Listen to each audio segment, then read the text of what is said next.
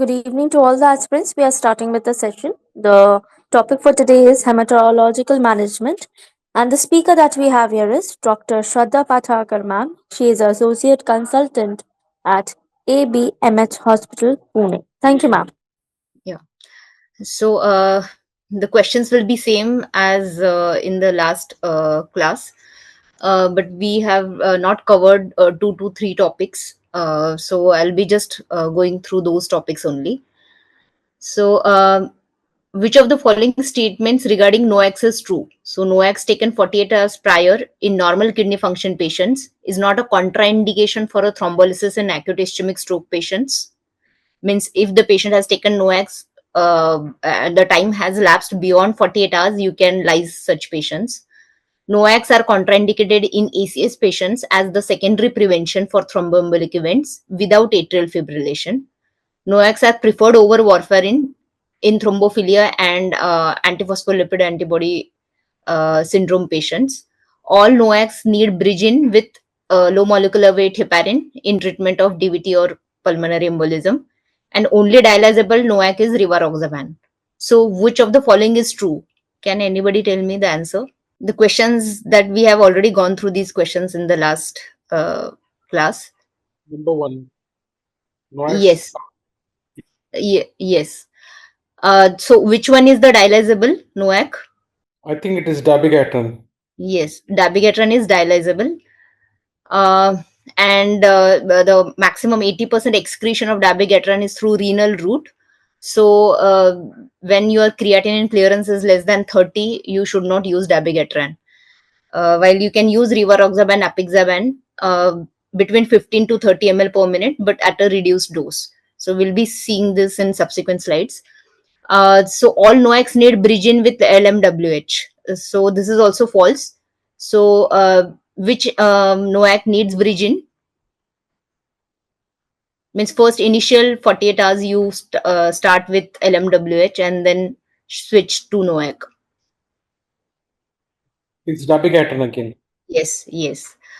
So NOACs are preferred over warfarin in thrombophilia, even that is false. So there are few indications, either because NOACs are not used in RCTs, in those RCTs, as that's why we don't have a sufficient data, and that's why in situations like thrombophilia and APLA, vitamin K antagonist, oral vitamin K antagonist like warfarin is preferred. Similarly, in pregnant patients with DVT-PE, warfarin is preferred over NOACs because we don't have a sufficient data to see the safety as well as efficacy.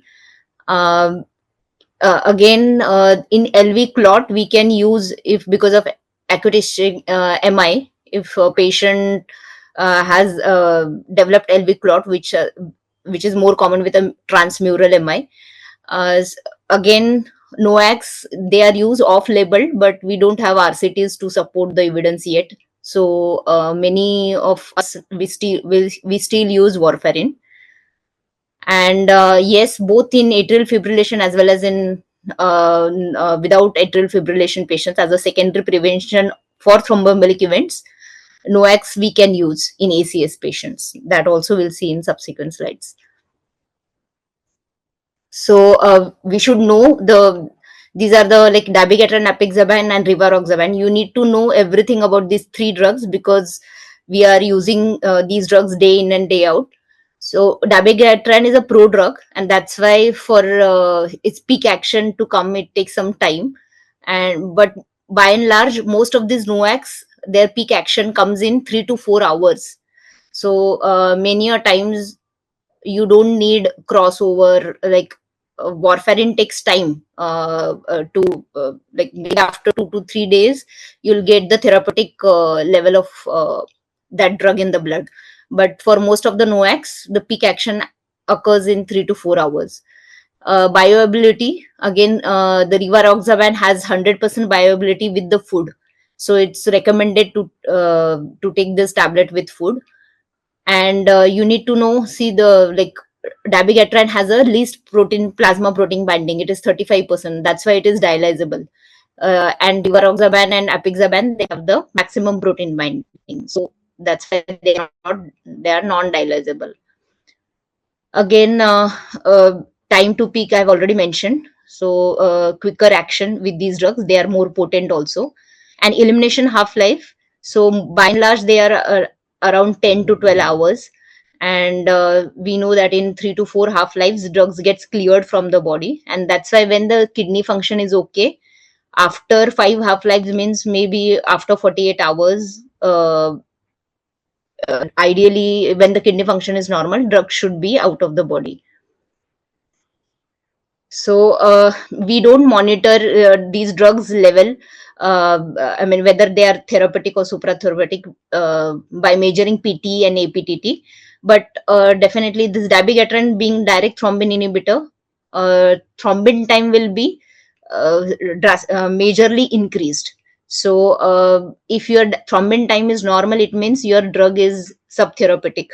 So you need, or maybe patient has skipped the dose and he has not taken, he has missed the dose. While APTT again, it will be much more increase as compared to PT in that being a direct thrombin inhibitor. While factor 10 inhibitors, you can expect PT to go up, especially with rivaroxaban at therapeutic levels also. And in apixaban, PT might be high when peak action of the drug occurs, mostly after 3 to 4 hours of intake. So that's why these are not reliable. But when patients are on these agents, PT, APTT might be raised.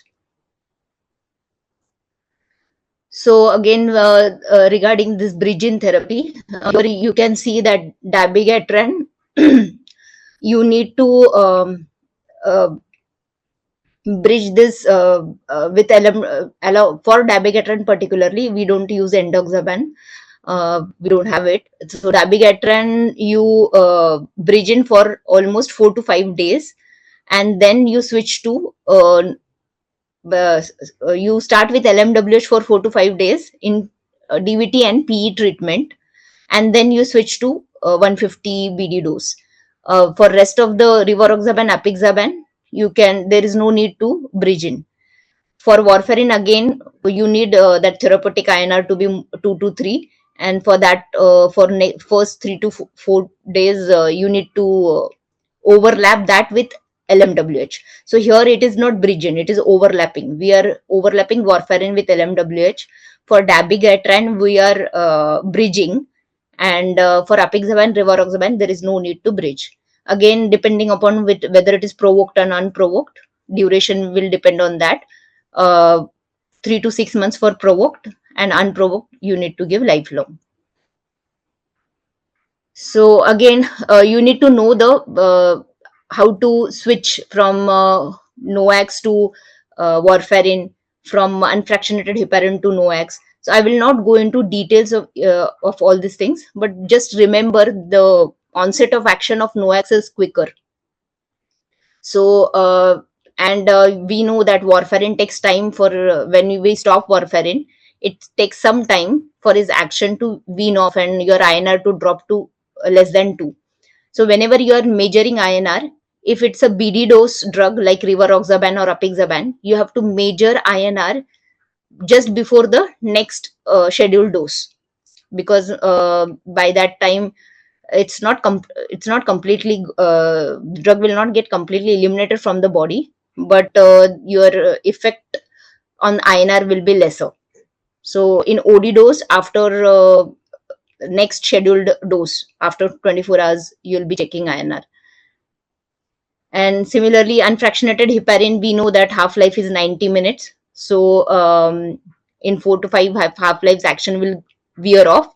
So again, you are starting NOACs 2 to 4 hours after stopping unfractionated heparin.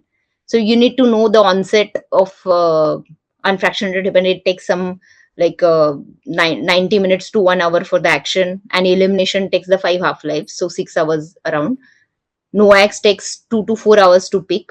So these are the certain things, like even warfarin, you have to do INR, check INR every 1 to 3 days. And once your INR goes below 2, then you can start NOACs. If your INR is beyond 2, you cannot start NOAC. So again, these are like all theoretical points, but you need to know, because we are coming across such situations practically also. So again, depending upon creatinine clearance, dabigatran is contraindicated below 30 ml per minute of creat clearance, while rivaroxaban, apixaban you can still give in a reduced dose. So apixaban you should go for 2.5 mg BD, dabigatran